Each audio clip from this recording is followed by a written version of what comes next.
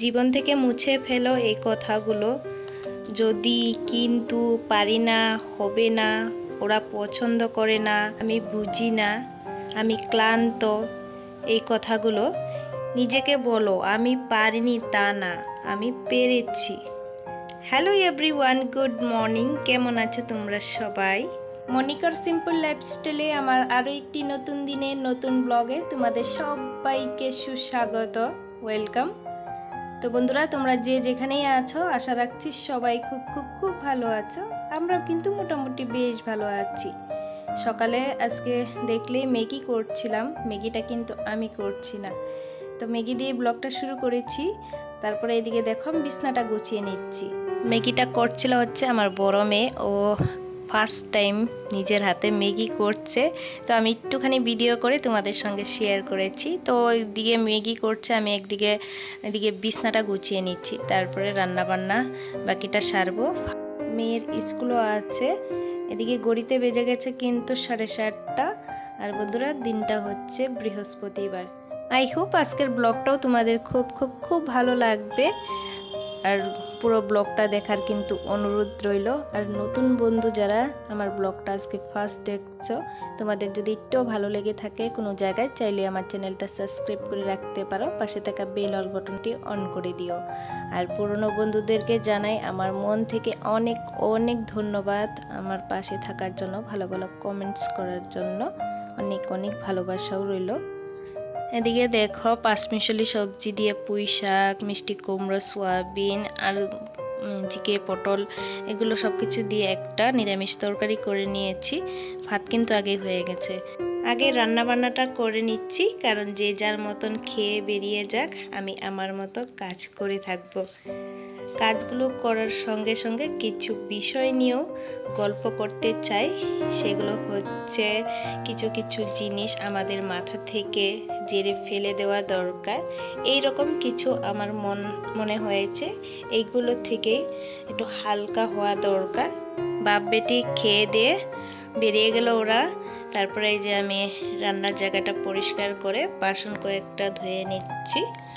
প্রথমত যেটা মাথা থেকে জেরে ফেলে দেওয়া দরকার আমার মনে হয়, সেটা হলো চিন্তা।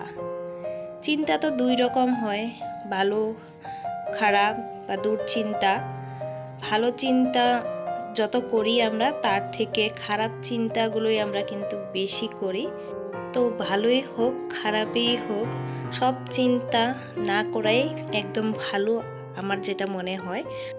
অনেক সময় বন্ধুরা খারাপ দিকটা বেশি ভাবি যে কি হবে এবার, বা যদি পজিটিভও ভাবি, কিছু পজিটিভ দিক আছে সেটা আমাদের এফেক্ট করে ঠিকই, কিন্তু অনেক সময় পজিটিভ ভাবতে গিয়ে আমরা সেটা বাস্তবে হবে না সেই রকম ভাবতে থাকি। তো এই ভাবনার তো আর কোনো দাম নেই, তাই না?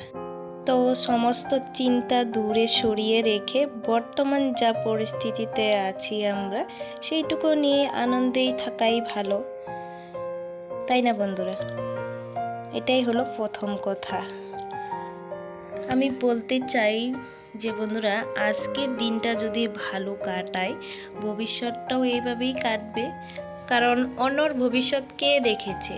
আজ আছি কাল নেই।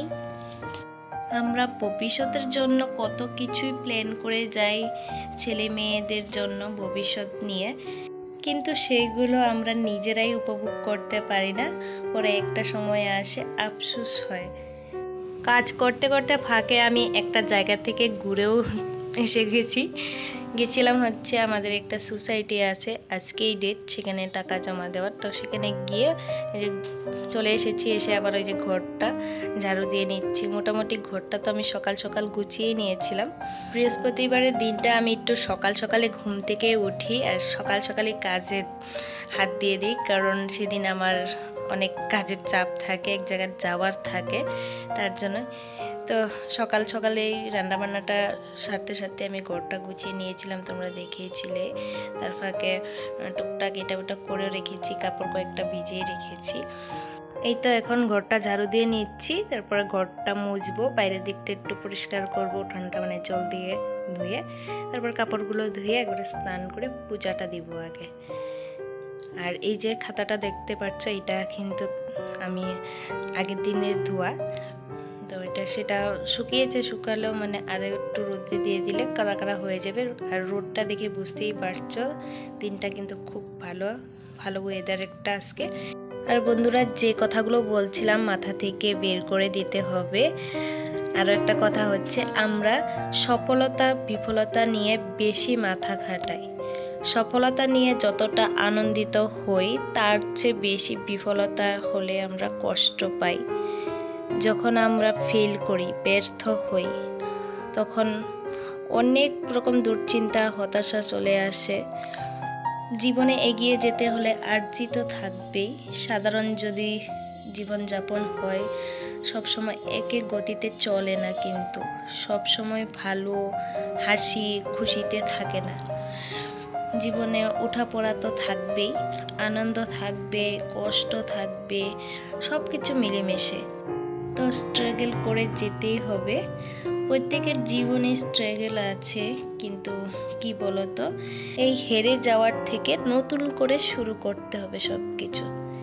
তোমাদের সঙ্গে গল্প করতে করতে আমার উঠোনটা কিন্তু পরিষ্কার করা হয়ে গেছে। এক সাইডে ঝাড়ু মেরে নিয়ে তারপরে এই যে জল দিয়ে ধুয়ে দিচ্ছি।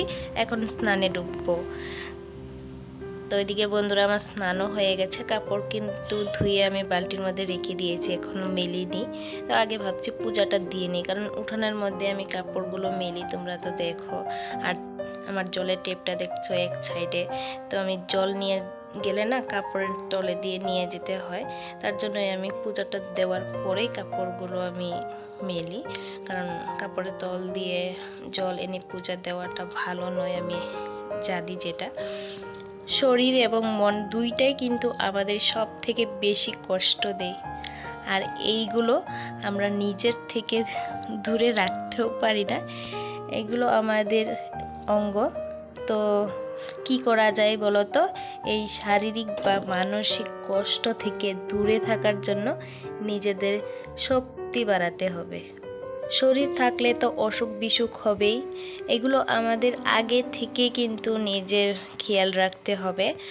আর মনের শক্তি বাড়ায় কিসে বলো তো? যোগ, ব্যায়াম, ধর্মগ্রন্থ পড়া, আমাদের এগুলো কিন্তু খুব দরকার। কিন্তু এগুলো থেকে আমরা অনেকটাই দূরে চলে গেছি এখন। তো যাই হোক, অনেক কথা, অনেক জ্ঞান তোমাদের দিয়ে দিচ্ছি মনে হচ্ছে, কিছু মনে করো না। এগুলো একদম বাস্তব কথা। কিছু জিনিস আমাদের ত্যাগ করতে হয়, সেরকমভাবে কিছু কিছু জিনিস আঁকড়ে ধরতেও হয় নিজে বেঁচে থাকার জন্য।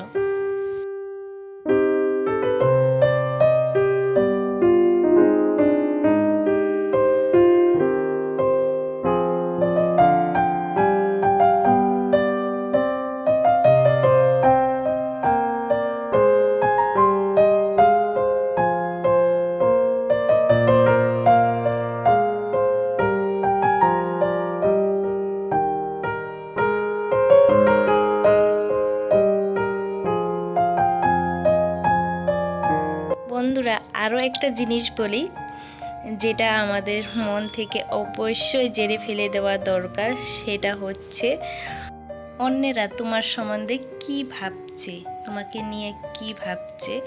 এই জিনিসটা আমাদের ভীষণভাবে প্রভাবিত করে। আমরা কিছু একটা কাজ করতে যাওয়ার আগে, কোনো একটা পোশাক পরতে যাওয়ার আগে ভাবি এই পোশাকটা পরলে লোকেরা কি বলবে, হাসাহাসি করবে কি না। তো এইরকম ভাবনা চিন্তার কোনো দরকার নেই, কারণ আমরা সবাই নিজের ঘরেই খাই, তাদের খেয়ে বেঁচে থাকি না।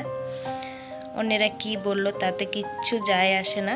তবে হ্যাঁ, সমাজের ভালো খারাপ দিকটাও তো আমাদের দেখতে হবে, যেটা নিজের স্বাধীনতা পেতে গিয়ে সমাজের চোখে নিজেরাই ছোট হয়ে যাচ্ছি, সেই দিকটাও কিন্তু মাথায় রাখতে হবে।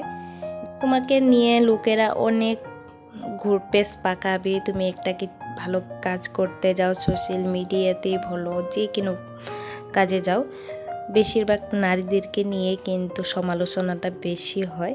তো ওরা ওদের মতন করে ভাবুক, আমাদেরকে নিয়ে সমালোচনা করুক, আমরা তাতে কান না দিলেই হলো। একটু সামাজিক দিকটা ভেবে তুমি এগিয়ে যেতে পারো যে কোনো ক্ষেত্রে।